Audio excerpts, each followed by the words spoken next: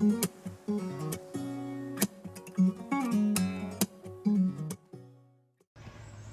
everybody, I'm Dave Lucas and we're at the Colombian Christian Mission here, especially at the camp. And of course many of you know this is Dr. Dale Mead, otherwise known as Dale Mead, here known as Roberto. But he's going to talk to us a little bit about a finished cabin, and then we're going to walk down and show you a cabin that we need your help on. We need your contributions to help him finish this. Dale? Okay. We've tried to build the camp here with maximum flexibility so it could be used not strictly for just a youth camp, but for couples retreats and elders seminars and things of that nature. And so instead of one big dorm room for boys and one big dorm room for girls, what we've done is we built these cabins, and each cabin has 2 bedrooms in it with a kitchen in the middle. Each bedroom has its own bathroom, and that way we can put boys in one and girls in another. Each bedroom has its door with a lock on the door and its own bathroom. And then we can have married couples in it, and have put a married couple in one and a married couple in the other for a married couples retreat, things of that nature. So rather than one big door building, we built a plus. If you have one big door building, you have to build one big building that costs a lot of money and one whack there. Here we can build a small building, use it while we're building the next one that way. So there's flexibility as well as economic reasons for doing it. Come on in and we'll show you. Plus, as we go on in, we use these cabins to, when your groups come down, to help you build things, to take care of things, or do service. Yeah. It's usable. Only he only has to take up one, not the whole dorm, and keep everybody else out. Yeah, Had that's that right. ladies meeting and the families meeting, all of it. Yeah. The place was full of people. Yeah. So Yeah, we had full of people as well as a work crew down here, so we could house the work crew, and then we had Right. Colombians staying in these cabins while the work crew was staying up in our bigger building, and that way we have just maximum flexibility. So Right. we tried to do that and everything. Right. Outside we have these tile floors. They're a very hard tile. You can walk on with sandy, gritty feet and everything. It doesn't hurt them and all that. They're not quite as nice or as finished looking, but they work. And so we put these on the outside of all the buildings. On the this is like a patio or a garage, and then all the way around the building, and on the back patio. And then inside we use a different floor. So let's go in and look at the inside of one of these cabins.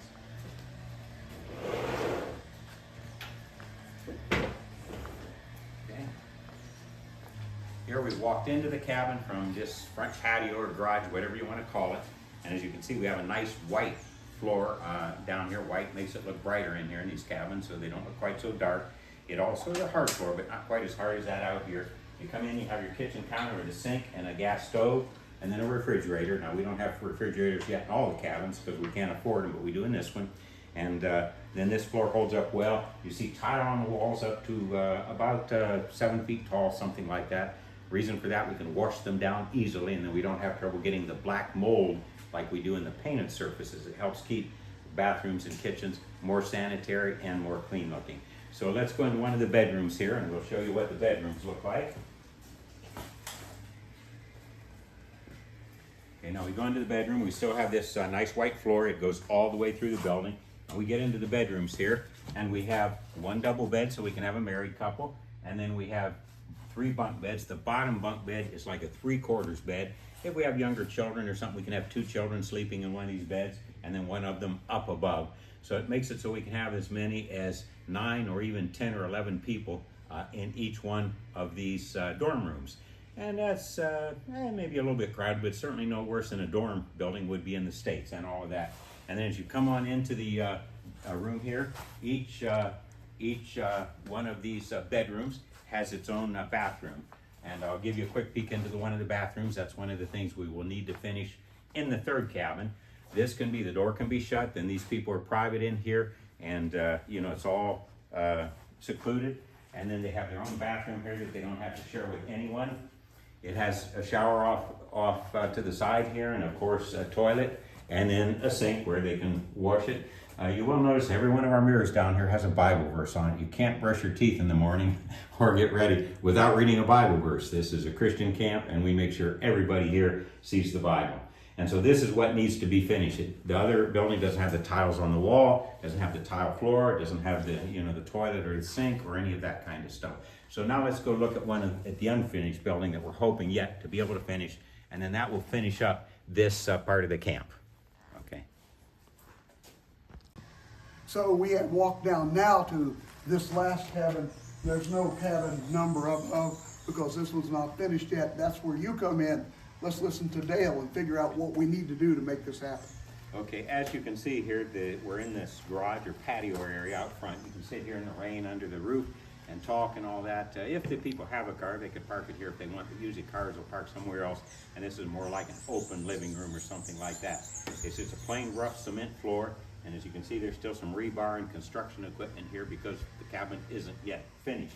There's no glass in the windows. We have been able to put the ironwork in the windows, but they lack glass, and then we lack the floors. Out here, we would put that red tile like you saw up there on the outside and around on the walkway and on the back patio, and then inside we would put the white. Come on in and we'll show So you. somebody's church could donate to provide all this tile. Yeah, they could donate to provide the tile. They could donate to provide the red tile, for example, and get that part done, and then we could stop there and then work and do it in steps. Right. So we have the option of doing the whole thing at once, or we could do red tile, or we could do white tile, or we could do a bathroom or a kitchen in one smaller step. So what would you think a project just to do this red tile out under this, just kind of a rough guesstimate, if a congregation somewhere wanted to say, we want to be a part of that, what would it cost you to put the red tile here in the patio? Okay, the cost of the whole building was $12,000. $12,000 if you want to just say Dale finish it. Everything, finish it up. Now, if we do this, it will probably be around $1,200 to $1,500 for the red tile. Okay. That's a little bit cheaper. It's not quite as costly as the other, and so this is a little bit cheaper.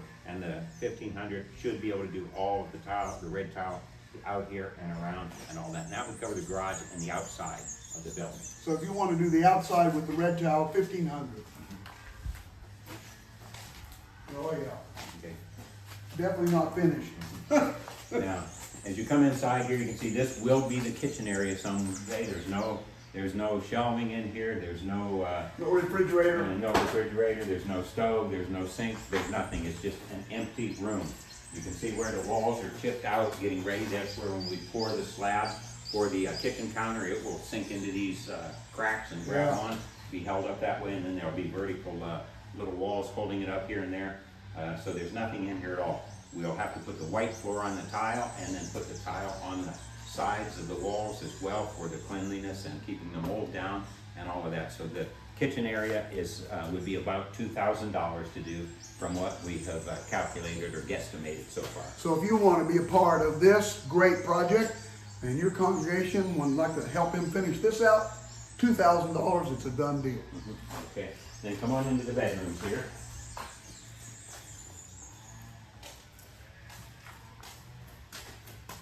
And again, you can see there's nothing. It's just simply the cement walls, the cement floor. We have to put that white tile in this room on the floor as we would the other bedroom and in the kitchen. And then this room would be fairly well finished. We'll have to paint it. It's got the first coat of like primer on it, but the walls will need to be painted and all that. But that's what it would take to finish this. Glass in the window, the white floor, and then painting the room and all that. Each one of these bedrooms would be about $1,500 to $2,000 to finish up one bedroom. So we wanted to do both bedrooms about $4,000. About $4,000. And of course we have the bathroom, which again is just a hole in the wall now. You can see the pipe sticking up out of the floor, where we'll eventually put sinks and toilets and things like that. But there we'll need to put in the toilet, the shower, the shelving for the sink, and the sink. And so each bathroom is going to be about a $2,000 project, including all of the appliances. Right. That's the tile and the appliances. So Dale, let me ask you, when a congregation says, hey, we want to do this, you said it was about $12,000 total to finish this up. Yeah. What if somebody said, well, we want to build another one for you? Do you have space for that? Do you have room for that? Yeah, we have one more space that we could put another building in, which would give us then 5 instead of these 4. And to go from scratch to a finished building is about $35,000 to $40,000, starting with a bare lot, putting in the foundation, the walls, all that, and then going on ahead and doing it. That's kind of what I wanted to say, in case some of you said, well, yes, we kind of like, our congregation would like to have a faith promise rally, or we'd like to have a very special love offering, or we would like to challenge some women and men in our congregation who have been very successful in their lives and put together $35,000 to build a brand new one from bottom to top. And each of these cabanas could be named, and you probably could pick a... And we let them pick a name. For example, our sports complex, which is basically like a roof and no walls, it's the equivalent of an American gymnasium. But down here with the heat, you'd have to air condition it, you had walls. So by having it open, we don't need it. The fellow we had one person donate the money to build that, a very, very generous person. And he said, I want to put up that gymnasium. And he did. So we offered him the naming rights. I figured he'd pick his family name or something like that. He said, I want to name it the shelter or the shade of the Lord. From that Bible verse that says, he who dwells in the shadow of the Almighty. That's awesome. And so he calls it the shadow of the Almighty, or the shade of the Almighty. It would be in Spanish. They use a different word. And he named it that because he said, I want to give the glory to All God, the glory to God. not to myself.